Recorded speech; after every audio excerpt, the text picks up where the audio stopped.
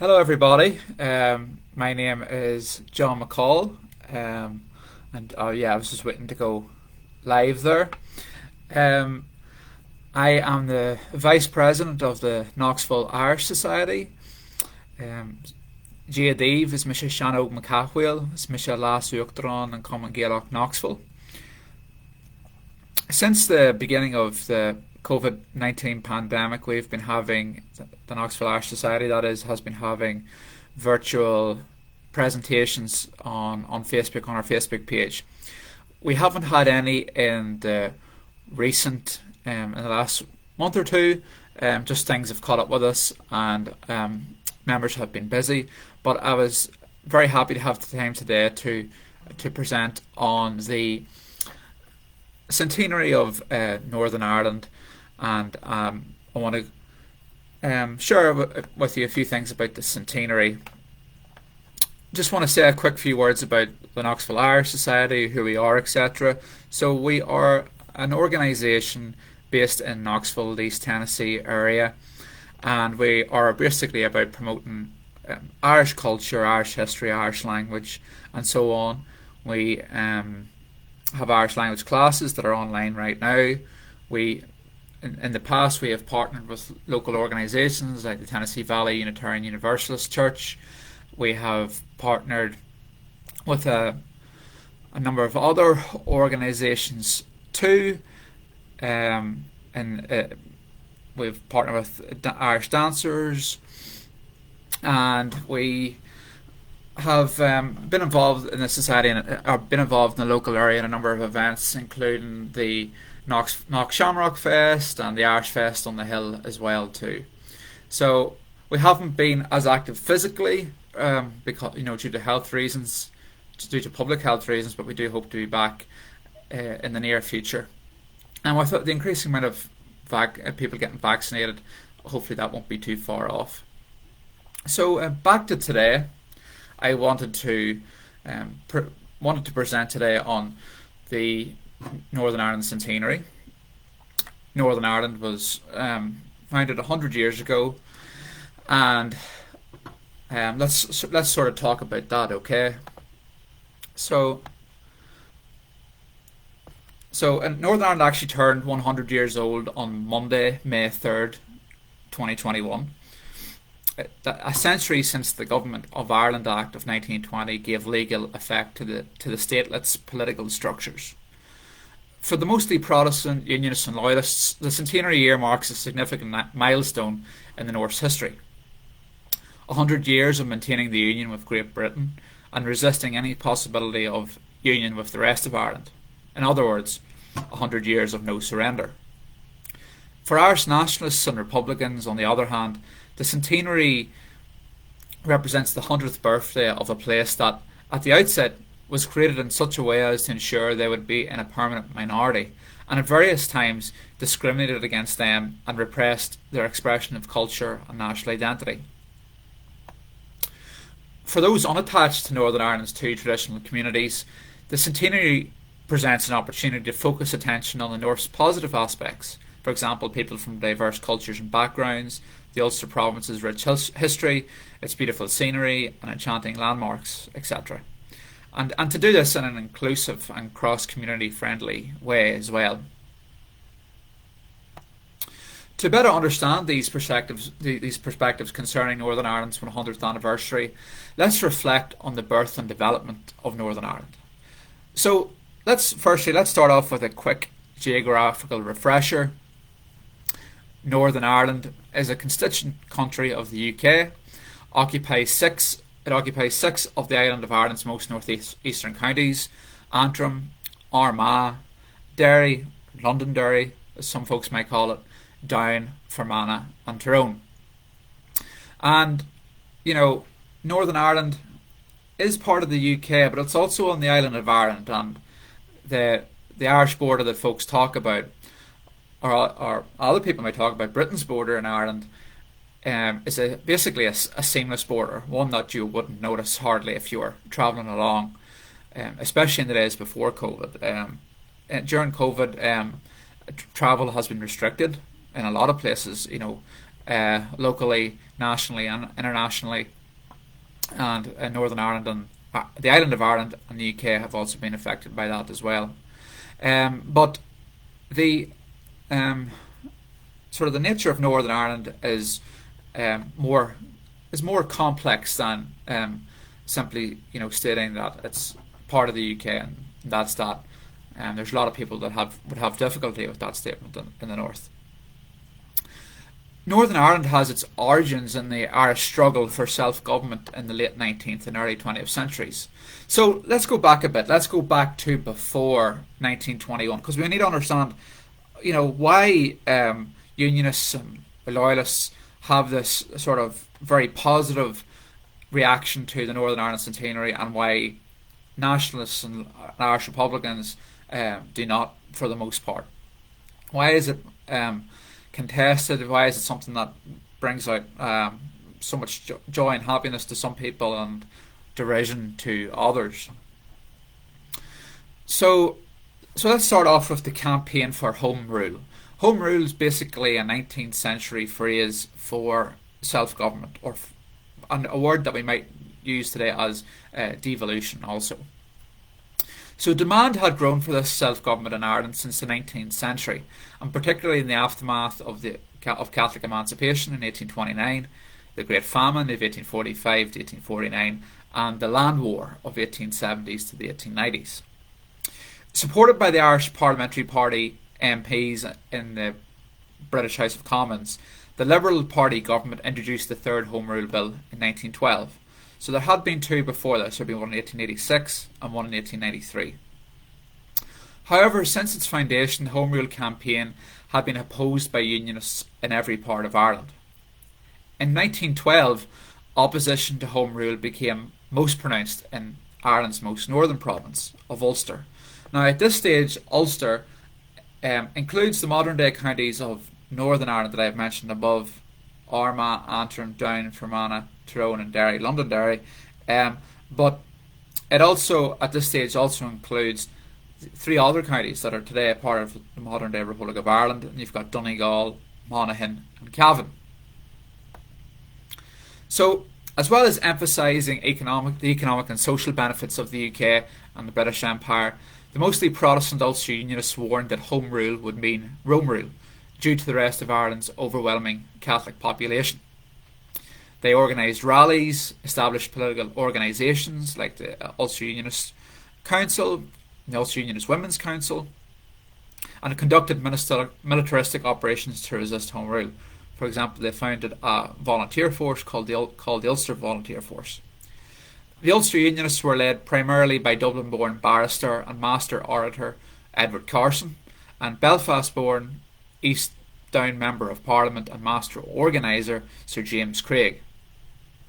By September 1914, Home Rule was on the statute books, but it was unclear whether all or part of Ulster would be excluded temporarily or permanently.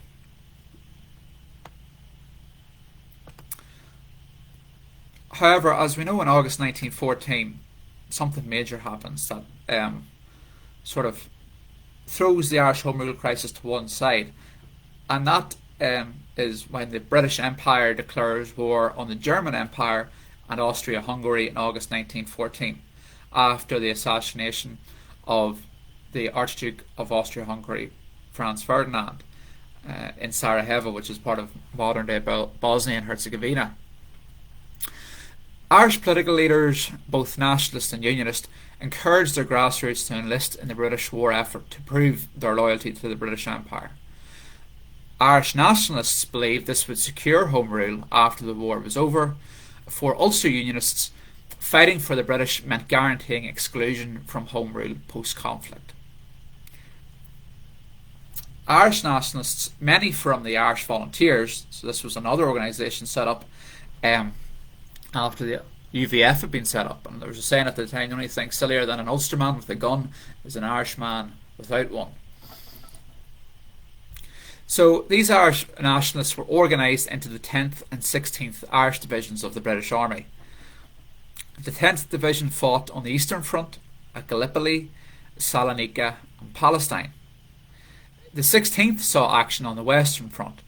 The the Somme, Messan, Passchendaele, and the Third Battle of Ypres.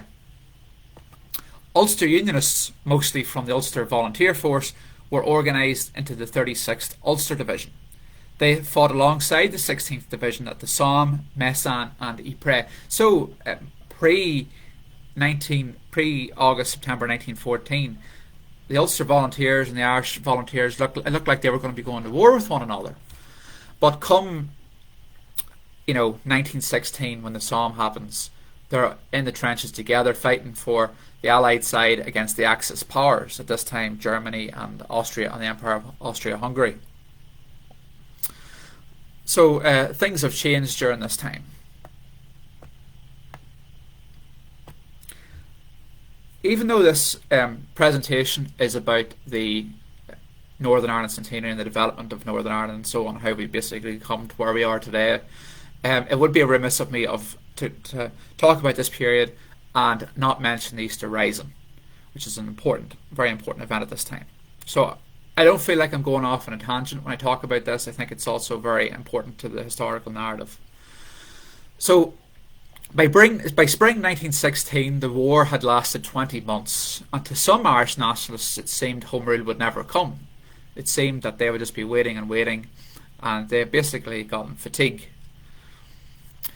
Drawing on the experience of historical Irish rebellions, and there had been many down the centuries, the traditions of Gaelic Ireland, and the increasing support for trade unions, the leadership of the Irish Republican Brotherhood, the Irish Citizen Army, and the anti-war faction of the Irish Volunteers, they organised an uprising for Easter Sunday, 1916.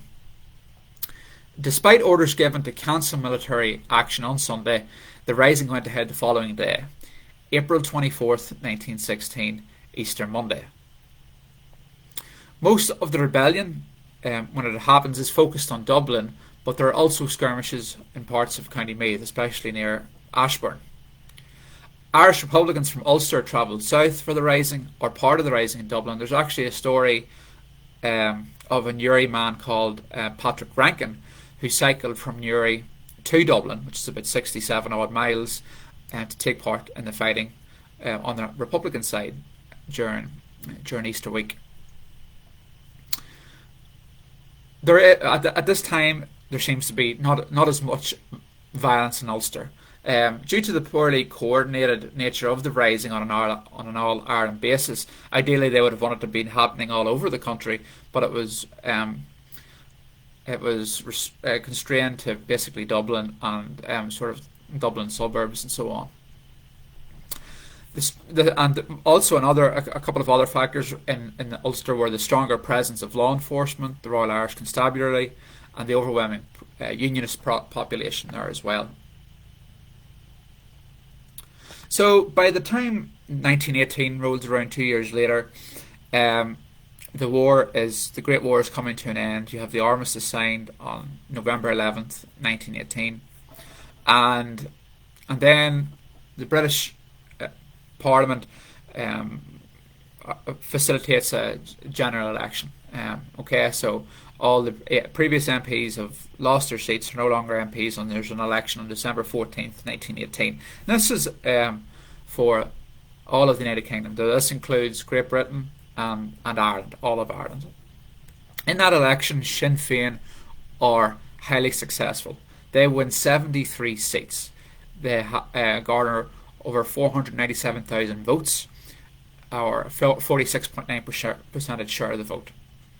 Irish Unionists, which are mostly concentrated in the northeast part of Ireland, and as well the city of Belfast too. They also win 2 seats in. They also win 1 seat in Dublin, in Trinity College. They actually take 22 seats, and there's also an independent unionist that takes a seat as well in Dublin. The Irish Parliamentary Party have been the dominant party pre-1918.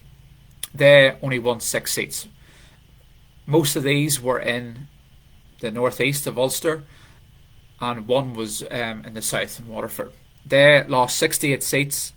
They only gained 220,000 votes, and they only took just over a fifth of the vote share. Labour Unionists made up the rest. They won 3 seats in parts of North, West and East Belfast. But they were still Unionists as well. So if you look at that election result, you can see that the demand for not just self-government, but a republic, an Irish republic, as announced and as proclaimed in 1916 during the Easter Rising, that's very much on the table for at least 26 counties of Ireland. Whereas in the northern 6 east counties, with exceptions, there's no real demand for an Irish republic, and they want to maintain the union. Fast forward to 1919, 1921, the War of Independence, or the Anglo-Irish War between the British forces. So you have the British Army, you have the auxiliaries, the Black and Tans, the Royal Irish Constabulary, against the Irish Republican Army, which basically succeeded the Irish Volunteers, and other sort of factions like the Irish Citizen Army too. So while the War of Independence was still going on in Leinster, Munster and Connacht during late 1920, Ulster's most 6 northeastern counties were on the cusp of constitutional change. It had basically been determined really by 1920, going into 1921, that Donegal, Monaghan and Cavan would not be part of a new, mostly Protestant northern state. And the reason was that because that was basically due to demographics. There was more Catholics in Donegal, Monaghan and Cavan, and if those 9 counties were included along with the other 6, then the Protestant Unionists, and when I talk about Protestants, I mean the denominations of Church of Ireland, which is the Anglican Church in Ireland, Presbyterians and Methodists at this time. I'm not talking about your Southern Baptists or anything like that. So, if those counties had been added to the 6 northeastern counties as well, then Ulster Unionists wouldn't have been as assured of a workable state, or a workable political majority, and they could see themselves in the end being overtaken. Whereas they were pretty sure that they would have an enduring majority if it was just the 6 mostly Protestant counties, which is Antrim, Armagh, Down, Derry, Fermanagh and Tyrone. In December 1920, the UK Parliament finally, after all these years, enacted a Home Rule Bill. They enacted the 4th Home Rule Bill, or the Government of Ireland Act, in December 1920, shortly before Christmas 1920. It came into force 5 months later on May 3rd, 1921, and partitioned Ireland, albeit still within the UK, into 2 separate jurisdictions with their own parliaments: Southern Ireland and Northern Ireland. Southern Ireland never functioned, and from there really we sort of diverge away from the history of the rest of Ireland, and we focus more on the development of Northern Ireland, because there are reasons that the Southern Ireland Parliament never functions, but that's basically for another presentation. 3 weeks after, 3 weeks later, after May 3rd, basically the May 24th, 1921, elections were held throughout Ireland for the new parliaments. Now, I say elections were held, but basically Sinn Féin was unopposed in Southern Ireland, and they won all but 4 of the 128 seats to the Southern Ireland House of Commons, or in Irish Republican history, the second Dáil, the second Dáil Éireann. In Northern Ireland now, to the Northern Ireland House of Commons elections, the Ulster Unionist Party won 40 of the 52 seats. Sinn Féin also contested Northern Ireland as well, as did the Nationalist Party, which is basically the successor party to the old Irish Parliamentary Party. They won 6 seats each, so they won 6 each of the remaining 12. So you have these elections, you have the Northern Ireland state basically being set up then. James Craig returns from London, where he'd been working in the Admiralty, to become the first Prime Minister of Northern Ireland. He serves as Northern Ireland Prime Minister from 1921 to 1940. In June 1921, you have the state opening of the Northern Ireland Parliament. Now, the Northern Ireland Parliament is actually meeting at the Union Theological College, which is actually not too far away from where I used to go to college myself, Queen's University, Belfast. But they have the state opening of Parliament at Belfast City Hall, which is today is the base of Belfast City Council. So King George V comes with his wife and with the Queen Mary, and he gives a speech that is seen to at this stage in June 1921, the War of Independence is still going on, and it's a message to basically bring start on the road to peace talks between the IRA and the British government and the Irish, and on the IRA side, their political wing, the Irish Republican government. And but in the north, you have Northern Ireland being set up, a civil service being set up, a whole legal system.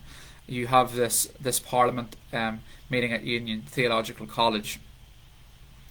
And so at this stage, I want to focus in on something, on particularly why the Centenary of Northern Ireland is not something that is looked at favourably by a lot of Irish nationalists and Republicans, and that is the issue of discrimination.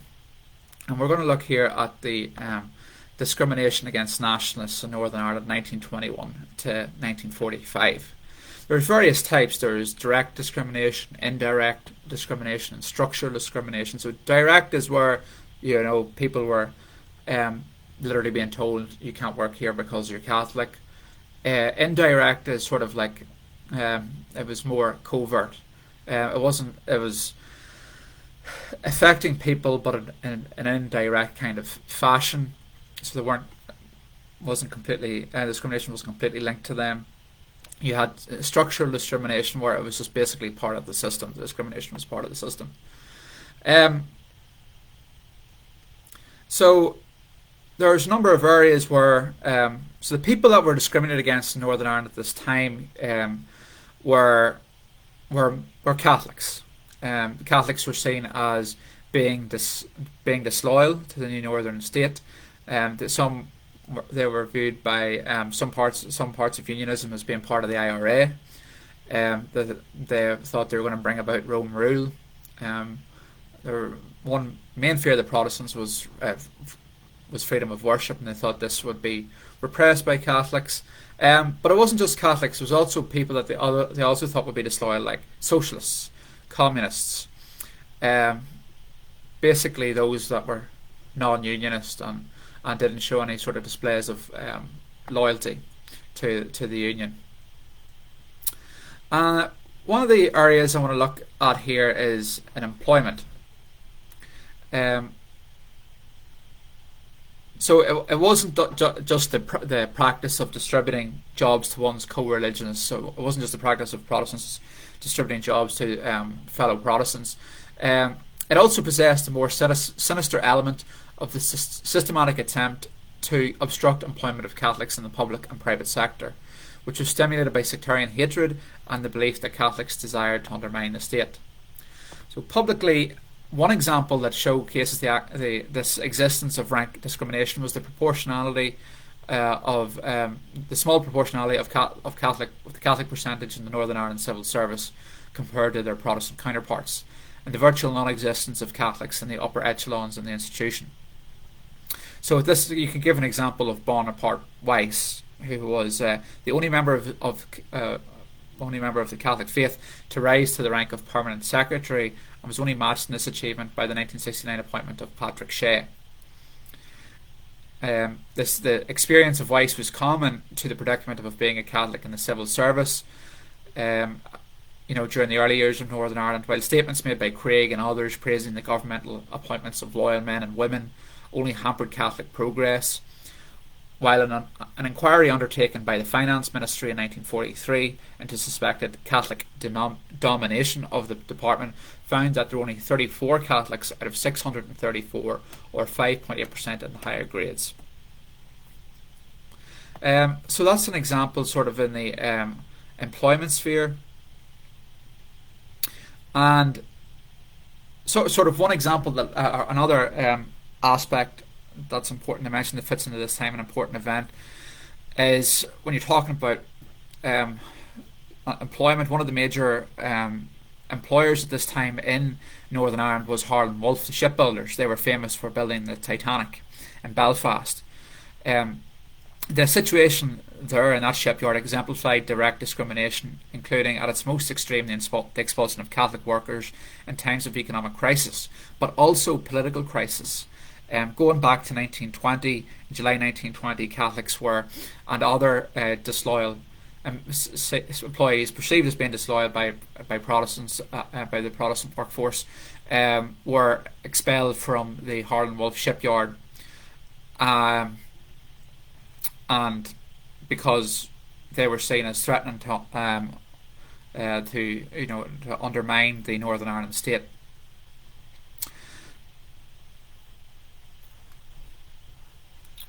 So let me move on just to another example here as well. Another major example where Catholics were for the most part discriminated against by the Unionist government was when it came to law and order. So it was the police force basically which achieved special notoriety at this time. The Ulster Special Constabulary, the infamous B Specials. There were no restrictions on Catholic enlistment in the Ulster Special Constabulary. However, they were indirectly discriminated against because if they joined, they had to take the oath of allegiance to the British monarch and endure the humiliation of Protestant specials refusing to train with them. When the RUC had been formed in 1922, the Unionist government intention had been to attract a third of Catholics into the RUC, but at the most they accounted for only 17%. And in any event, the government solved this by drafting in recruits from the Ulster Special Constabulary. Moreover, as the Royal Ulster Constabulary evolved, it took on a gradual Unionist facade, forming a special RUC Orange Lodge in August 1922. And with this, a minimal Catholic membership and the anti-Catholic search of Dawson Bates as Minister of Home Affairs, the Catholic view, according to the historian Michael Farrell, that they were merely the coercive arm of the Unionist Party carries a strong amount of justification. This coercive arm was even more effective when backed by the Special Powers Act, which, especially after 1925, was utilised less to quell violence, which had relatively ceased, and more to repress political opposition and act against all things nationalist, but also sometimes unionist, if we're likely to breach the peace. However, it was open to abuse as it allowed the Ministry of Home Affairs to issue all sorts of orders as may be necessary for preserving the peace and maintaining order, and to delegate his powers to any police officer. So, for example, between 1922 and until 1950, the Bates Ministry banned more than 90 meetings and processions in the province, the majority of which were Republican in nature. The RUC prohibited these meetings, but they also went beyond their duty in submitting reports to Home Affairs on various nationalist meetings which had not been banned.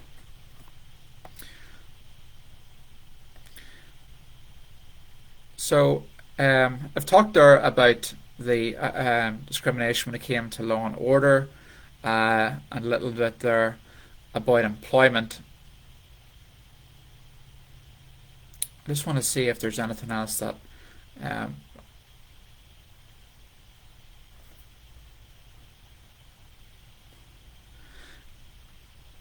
there's also you have to look at also from the unionist and the loyalist perspective at the time, and you have to sort of it's important to basically understand the reasons for this treatment. One of the first reasons for the way the unionist majority acted against nationalists the way they did was not only because they viewed them as being disloyal, but also they believed that anti-partition meetings and the display of any manifestation of Irish republicanism was aimed at undermining the state. Another reason for the Unionist government's stance against nationalism was that from early on the Prime Minister faced a battle in satisfying the whole Unionist family, i.e. the Orange Order, the entire Ulster Unionist Party, the Protestant churches, and also the Protestant social classes, and as such had to adopt a tough stand against any perceived nationalist threat. One reason also that could be argued for the inherent discrimination in society was that the nationalists had refused to become involved in the foundation of the state, and therefore had waived the right to be an active citizen.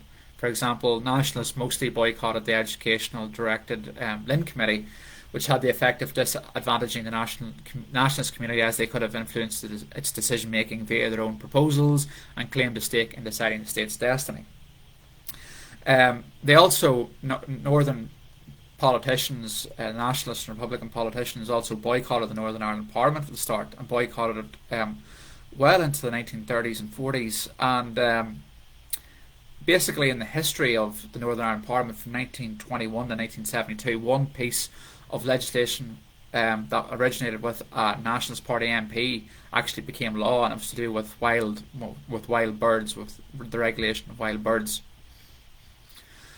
So, that's a look at discrimination there against nationalists and Republicans and other people seen as being disloyal in Northern Ireland at the time. Another thing to talk about, and I've kind of touched on a little bit with the expulsion of the workers from the Hartlepool shipyards, is the pogroms. There was pogroms in the young Northern Ireland state, mostly carried out against Catholics. When I talk about pogroms, this is violence carried out against people because of their religion. Now, there was also Protestant people that were affected by the pogroms as well, especially as a result of IRA attacks and so on. But Catholics were killed in a ratio of something like 2 to 1, especially during 1921 from 1920 to 1923.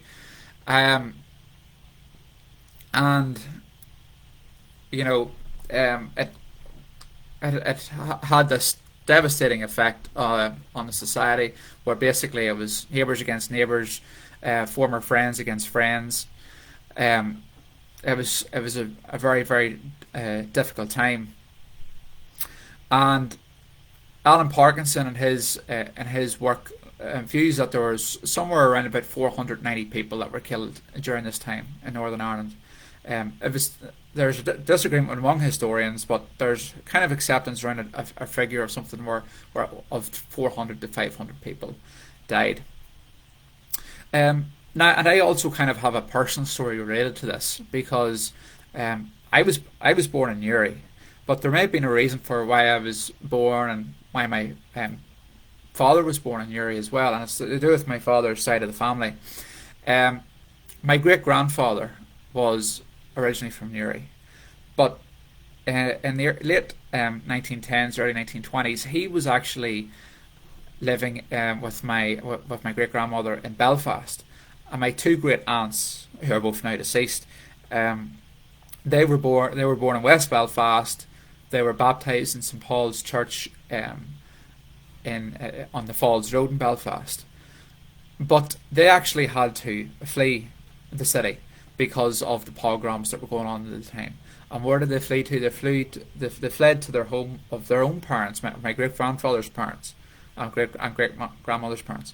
They fled back to Newry to to escape the pogroms at the time. So that was another major event that happened in Northern Ireland at this time, and something that needs to be reflected on too. And it's something that you could argue hasn't been talked about in public discourse, really. So now I have talked about the discrimination here against Catholics and so on, but it's also important to play the devil's advocate here too. The historian Mark Mazauer states that between the wars of 1918 to 1939, minorities, so for example the Northern Ireland KIS, Catholics were seen as fifth columns for neighbours' irredentist ambitions, and were regarded as security risks rather than citizens. So definitely during this time, what became of the rest of Ireland, the Irish Free State, had an irredentist claim on Northern Ireland, and therefore the Catholic population in Northern Ireland, minority population, was seen as a security risk for the for Ulster Unionists and Royalists.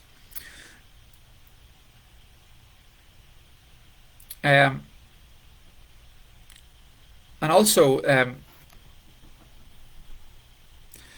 imposition of the Special Powers Act does not seem so draconian when in Weimar Germany emergency legislation was being used to remove governments, while in 1831 the Spanish constitution transferred substantial legislative power to the executive in the same way the Northern Ireland Special Powers Act transferred control of law and order from the judiciary to the executive. So you can see, that these things were going on in continental Europe at the time too. An outworking of this era of the early 1920s, 1930s is that until 1972, Northern Ireland is a one-party state. And one of the things that helps Northern Ireland become a one-party state where it's ruled by the Ulster Unionist Party is through the system of voting. And this was a sort of a form of discrimination that affected Catholics. At the very first election that I talked about there, May 3rd, 1921, the system of voting that was used was proportional representation, PR. It was single transferable vote, where you ranked the list of candidates in order of preference 1, 2, 3, 4. Now this was at odds with how people voted to return MPs at the Westminster Parliament, the Westminster House of Commons, where you marked an X on the box of the candidate you wanted to win. So and that's called first past the post system. So this happened for this election, 1921, and also I think the next election, Northern Ireland, 1923. And then after that, it was gotten rid of by the Unionist government. They went back to the first past the post system that was used in Britain, and is still used in Britain, because they thought it was more British. But this actually helped them to even further galvanise their political majority in Northern Ireland for the rest of the life of the Northern Ireland Parliament. And it basically reduced the Nationalist Party to a political organisation that didn't really have much of a say when it came to political power in Northern Ireland as well. Also at this time, it's important to mention that you didn't have one man, one vote. You also had constituencies that were gerrymandered. It's to such an extent that, for example, the city of Derry, which is a mostly Catholic, which was then and is still now a mostly Catholic area, was represented mostly by Ulster Unionist politicians because they were of the way they had drawn the boundaries at local council level and also for the Northern Ireland Parliament as well too. So basically, the Unionists did everything they could to stack the odds against the Irish Nationalist Republicans being able to take political power. However, it must be said also that after World War II, you have the arrival in Britain of the Labour Party government under Clement Attlee, and they passed a whole bunch of social welfare packages. This includes the foundation of the National Health Service, which still exists today, and other benefits for people. And with the introduction of this social welfare system, this was all copied into Northern Ireland law as well. Whereas in Ulster, the Ulster Unionists, who were allied with the Conservatives in the British Parliament, they were voting against this legislation in London. Their counterparts in Ulster were copying this into law to make sure that everybody was getting these benefits, including free education and access to university education as well. Although I'm not as sure if that was as free at the time. Although I think it was. I think there was little cost at the time. But having said that, despite that, the cycle of discrimination still goes on and on. Northern Ireland is still a one-party state. You come to the 1960s, you have, sort of thanks to the rise of the civil rights movement in the United States, you also have a civil rights movement emerging in Northern Ireland, because you have this highly educated Catholic social working class and middle class, and they A lot of them are going to university. They're becoming lawyers. They're becoming teachers, and so on. They're protesting. They're fed up with gerrymandered constituencies. They're fed up with businesses having votes, universities constituencies having votes. They're fed up of not having equal access to housing. They're fed up of local unionist governments on councils deciding who gets houses and so on. So you have the rise of the civil rights movement. You have protests. You have protests in Belfast and Derry in the late 60s. And then in the late early 70s, you have the outbreak of the Northern Ireland, but really the Northern Ireland Troubles breaks out in late 1960s, early 1970s. And of course, we have that conflict, and that's a discussion for a different presentation. But basically, we've sort of covered there now today the sort of the growth and development of Northern Ireland there. I have in the videos and the Facebook Live, so I'd really appreciate it if you could respond to that if you can. Please, it'd be great if you can like the video and share and comment and all that good stuff.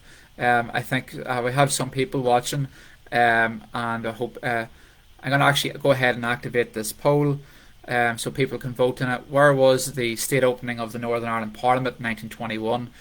You have the answers are possible answers are Belfast City Hall, Queen's University Belfast, or Union Theological College. So if you've been listening to the presentation, you'll know the answer without even having to look it up.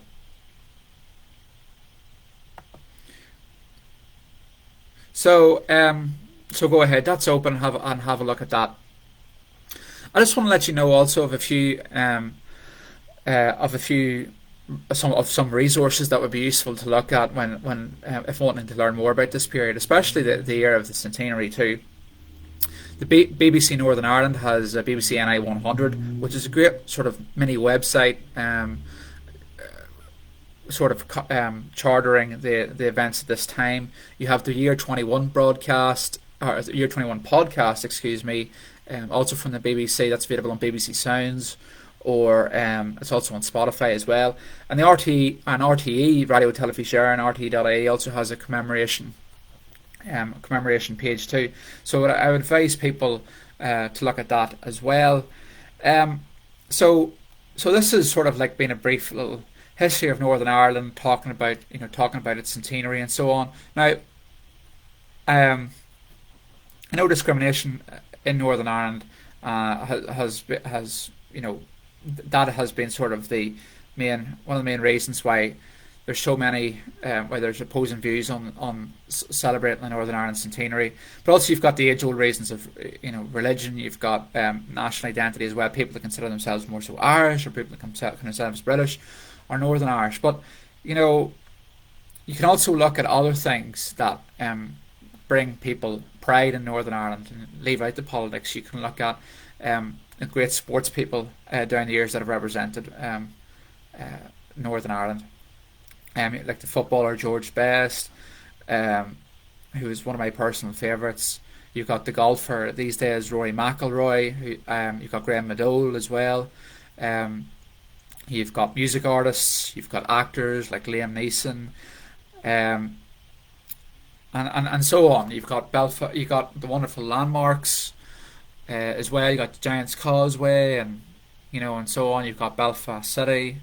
And you've got the rich history too. So there's a lot of things to make people proud about when celebrating Northern Ireland centenary. But it's not for everybody. It's more of a contested thing. So as I was saying, while the North's 100th birthday lists its raucous celebration and unbridled joy for the mostly Protestant, Unionist and Loyalist community, it is something that stirs up feelings of indifference or even derision in the mostly Catholic, Irish nationalist and Republican community. For those caught in the middle of these two factions, Northern Ireland's birthday can be commemorated in an inclusive and cross-community friendly way that recognises political sensitivities around the centenary and recognises groups representing all of Northern Ireland's increasingly diverse population, especially those who have contributed to the growth of Northern Ireland in the last century. So, I really appreciate you all joining me today. Um, please respond to the poll. Where was the state opening of the Northern Ireland Parliament in 1921? And I hope you get a chance to, if you weren't able to make the live video, to be able to rewatch it. We'll be sharing it on the Knoxville Irish Facebook pages too. I appreciate you joining me today. It's Mr. John McCaul. It's Mr. Chanog McCaul. It's Mr. Last Octor on come and get Knoxville.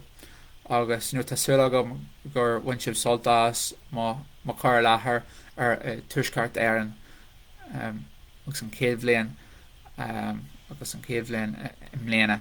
Gramina Magov, thank you very much. August Bunny soltas were nearly shocked, and yeah, enjoy your weekend. Slang of foil.